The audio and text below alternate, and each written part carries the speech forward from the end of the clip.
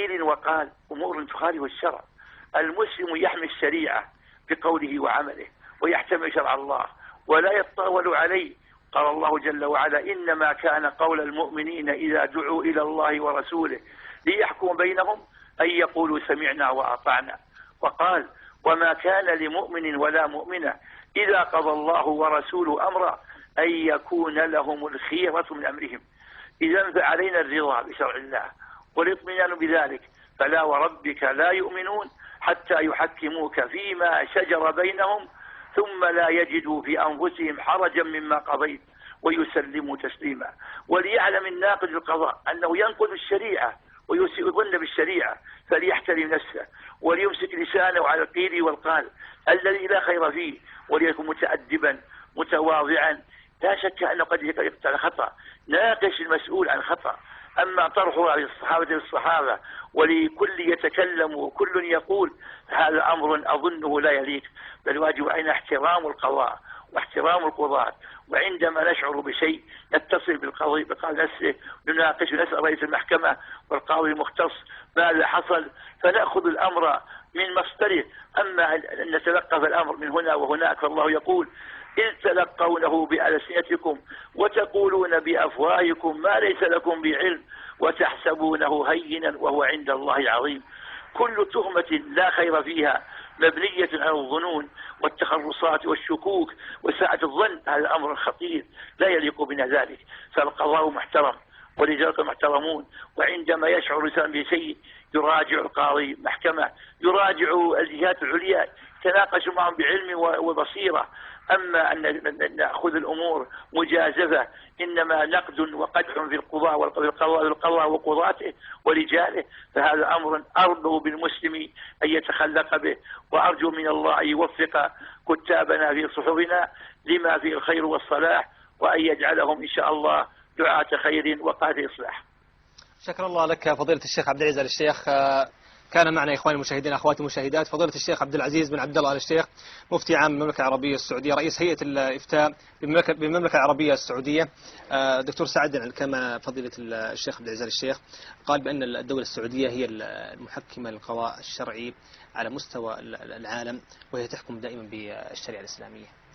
هذه حقيقة، يعني النموذج العصري للدولة الإسلامية، وكما سبق هي امتداد للحكم الإسلامي بالشريعة. نعم. وهذا ثابت. الشيخ أشار إلى نظام الحكم.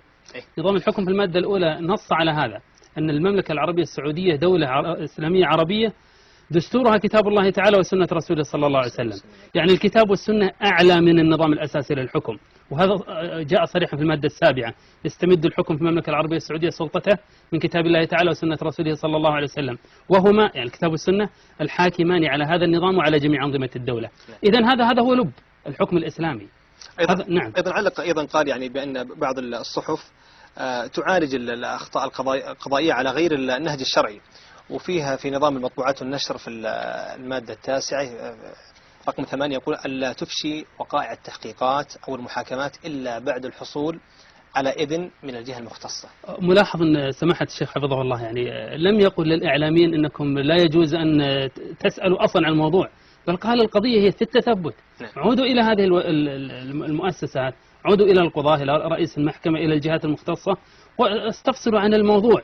يعني هذا إذا كان هناك شيء لا بد من نشره ويستحق النشر، وهناك لا شك ضوابط لهذه القضية أيضا، لأن القضية إذا كانت تحت النظر لا يجوز أن يعني تظهر ويعلن عنها شيء، كما سيأتي. لا نريد نستبق الحقيقة بعض المحاور، لكننا الحقيقة يعني أكد الشيخ ما سبق من قضية أن الحديث عن القضاء الشرعي يختلف عن الحديث حتى عن القضاء القانوني، مع أن القضاء القانوني يحمي نفسه، فالشريعة أيضا لها قداسة تختلف عن قداسة القانون، لها حكم. يعني الأحكام الشرعية حتى ولو لم تكن مقننة فهي واجبة الاحترام.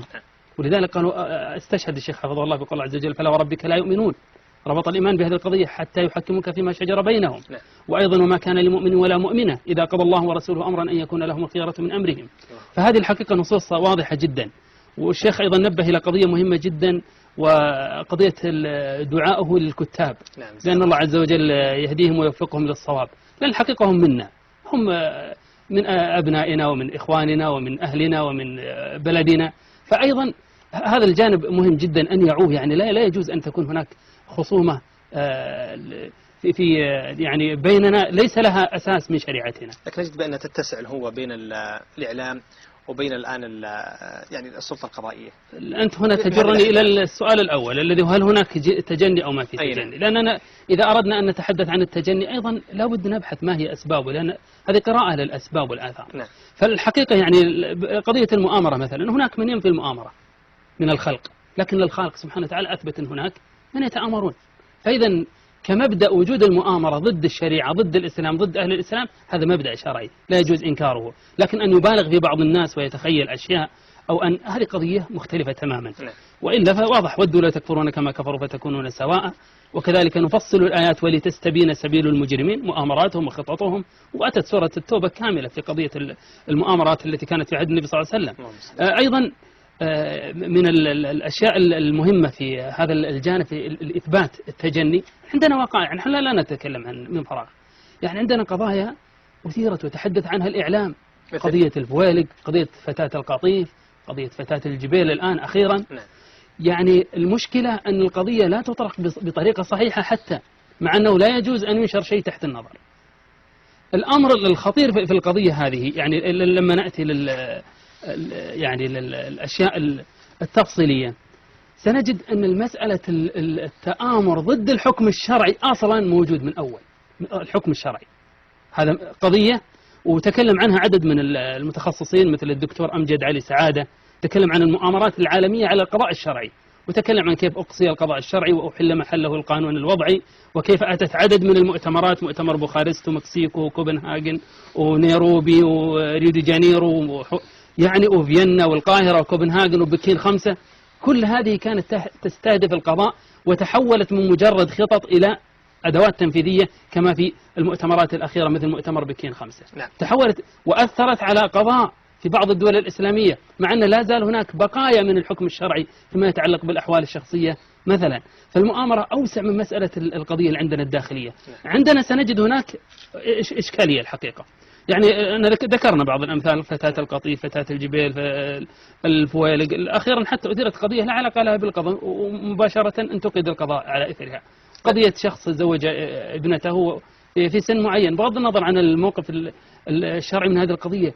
يعني لما تأتي إلى قضايا مثل هذه لو كان القضية في مناقشة اجتماعية في بيان قداسة الحكم الشرعي أولا، ثم بعد ذلك مناقشة الآليات الصالحة في هذا العصر. بعض الإعلاميين يقول الدكتور يقول يعني يعتبر القضاء مرفق مثل أي مرافق الدولة، تستحق النقد، تستحق الرقابة، مجرد يعني وجهة نظر فقط.